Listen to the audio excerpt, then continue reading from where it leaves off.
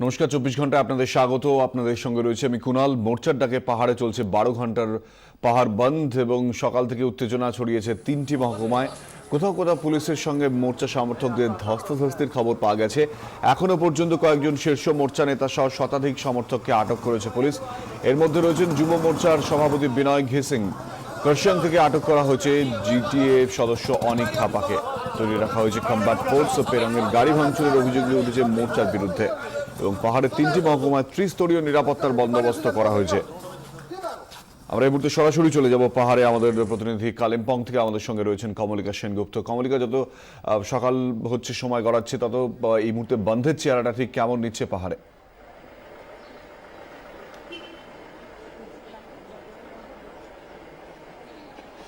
একেবারেই কুনাল, তোমাকে প্রথমে সেটাই দেখিয়ে নেব। তার আগে একটু জানিয়ে রাখবো যে গোটা পাহাড় থেকে অর্থাৎ দার্জিলিং জেলা থেকে এখন অব্দি 112 জনকে আটক করা হয়েছে এবং যার মধ্যে যুব মোর্চার শীর্ষ নেতৃত্বরা রয়েছেন। অর্থাৎ সকাল থেকে যারাই মিছিল করার চেষ্টা করছে দার্জিলিং, কার্শিয়াং, কালিম্পং সমস্ত জায়গা থেকে প্রশাসন কিন্তু তাদেরকে তুলে নিচ্ছে। তবে বন্ধের যদি ছবি দেখাতে চাই, আমার সহকর্মী কমলকে বলবো, আমরা যেখানে দাঁড়িয়ে রয়েছি এটা কালিম্পং এর ডাম্মুর চক। একবার এটাই হচ্ছে কালিম্পং এর মার্কেট প্লেস মেইন। আমার সহকর্মীকে বলবো একবার যদি মার্কেটের দিকটা দেখানো যায়, সরাসরি যতটা দেখা যাচ্ছে সমস্ত দোকান কিন্তু বন্ধ। কোনো দোকান কিন্তু এই জায়গায় অর্থাৎ ডাম্মুর চক, যা কালিম্পং এর মেইন মার্কেট, সেখানে কিন্তু কোনো রকম কোনো দোকান এখন অব্দি খোলেনি। যদিও 8টা ইজ আর্লি টাইম, স্টিল এখন অব্দি দূর দূর অব্দি যেটা দেখা যাচ্ছে কোথাও কোনো দোকান খোলা হয়নি। এবং তার পাশাপাশি আমি আমার সহকর্মীকে এটাও দেখাতে বলবো যে কিভাবে ত্রিস্তরীয় নিরাপত্তা বলায় গোটা কালিম্পং, কার্শিয়াং, দার্জিলিংকে মুড়ে রাখা হয়েছে। ডাম্বুর চকের চেহারাটা দেখলে বোঝা যাবে। সিআরপিএফ রয়েছে, কমব্যাট ফোর্স রয়েছে এবং র্যাপিড অ্যাকশন ফোর্স রয়েছেন এবং অ্যাডিশনাল এসপি লেভেলের সমস্ত অফিসাররা এখানে রয়েছেন। এবং যদি আমার পেছনের দিকটা একবার দেখানো যায়, মহিলাদেরও একটা কিন্তু আলাদা করে প্রশাসনের তরফ থেকে ব্রিগেড তৈরি করা হয়েছে। অর্থাৎ পেছনে যারা মহিলারা আছে, সমর্থকরা আছে, তারা যাতে সামনে না আসতে পারে তার জন্য কিন্তু মহিলা পুলিশদের দিয়েও একটা ব্রিগেড তৈরি করা হয়েছে। গোর্খা জনমুক্তি মোর্চার সকাল থেকে কিন্তু যেটা আমরা খবর পাচ্ছি, পেডংয়ে একটা গাড়ি ভাঙচুর হয়েছে, কিন্তু এখানে কালিম্পং এ তারা মিছিল করার চেষ্টা করছে কিন্তু হয়নি। আমাদের সঙ্গে রয়েছেন কালিম্পং এর বিধায়ক সরিতা রায়, তার সঙ্গে কথা বলে নেব।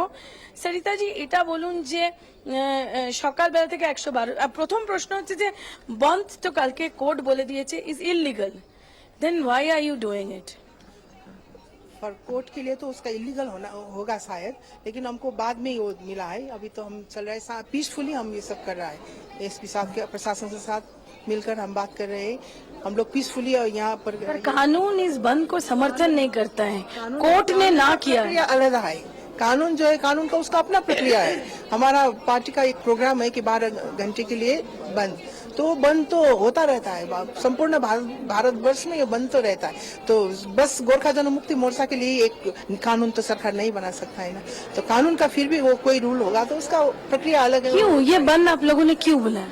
वो बंद के लिए वो जो बंगाल सरकार की तरफ से जीटीए को इतना ज्यादा रकम दिया था, फिर भी उसके लिए प्रोग्रेस नहीं हुआ। एक पॉइंट ये था। और चिया बगान का चार का समय आ रहा है, और चिया बगान वो वर्कर्स का वो 20% जो देना था वो बोनस, उसका भी अभी तक डिसाइड नहीं हुआ है। बहुत ज्यादा समस्या है।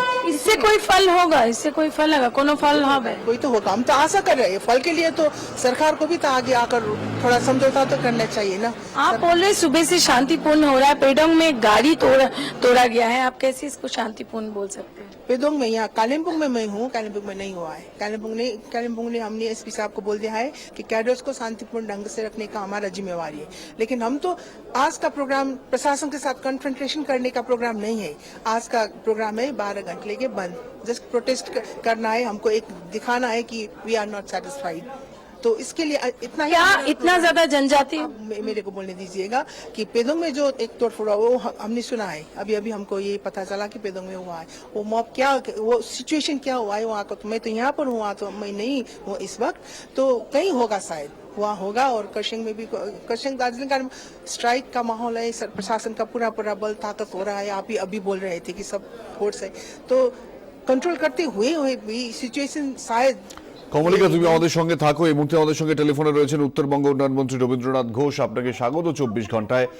সকাল থেকে পাহাড়ের এখনো পর্যন্ত ছবি বন্ধের কেমন দেখছেন এবং কতটা সাড়া পড়েছে বা পড়েনি, প্রশাসনের তরফে কি ব্যবস্থা আপনারা রাখছেন? দেখুন, গতকালকে আমি কাশ্মীরে এসে প্রায় কয়েক হাজার লোক নিয়ে আমরা মিছিল করেছি মানুষের সাহস জোগানোর জন্য।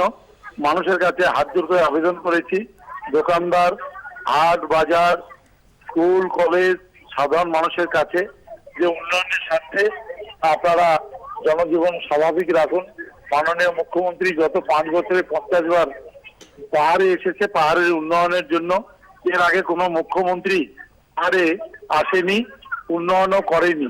সুতরাং উন্নয়নের জন্যই আপনারা জনজীবন স্বাভাবিক রাখুন। এখন পর্যটনের মরশুম চলছে, প্রচুর পর্যটক আসছে। একবার যদি পর্যটকের কাছে ভুল বার্তা যায় তাহলে পাহাড়ের মানুষ সারা বছর ধরে যে দিন সিজনটার জন্য অপেক্ষা করে, তাহলে সেই সিজনটা মার খেয়ে যাবে। বিমল গুরুংয়ের হঠকারী যে সিদ্ধান্ত বারবার নেওয়ার ফলে পাহাড়ের অর্থনীতি মুখ থুবড়ে পড়েছে।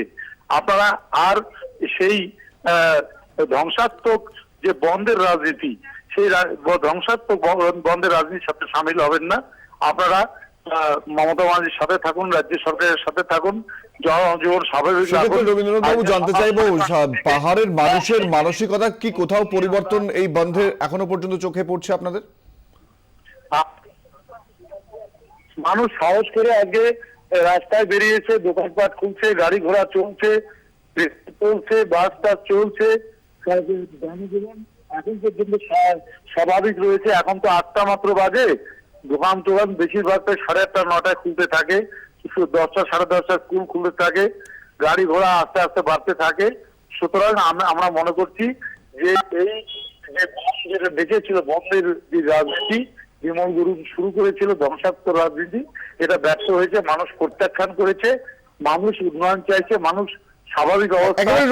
একদম শেষ প্রশ্ন জানতে চাইবো, ইতিমধ্যে পেডং এ একটা খবর পাওয়া যাচ্ছে, সেখানে গাড়ি ভাঙচুর করা হয়েছে এবং যদিও প্রচুর ফোর্স এই মুহূর্তে পাহাড়ে আছে আমরা দেখতে পাচ্ছি, সেক্ষেত্রে আপনারা কতটা কড়া এই মুহূর্তে এই ধরনের উত্তেজনাকে থামানোর জন্য বা প্রতিহত করার জন্য ব্যবস্থা নিচ্ছেন? হ্যাঁ, ইতিমধ্যে পেডং এ একটা গাড়ি ভাঙার খবর আমরা পেয়েছি, তো কি ধরনের ব্যবস্থা নেওয়া হচ্ছে, কতটা প্রতিহত করার জন্য কতটা আপনারা প্রস্তুত?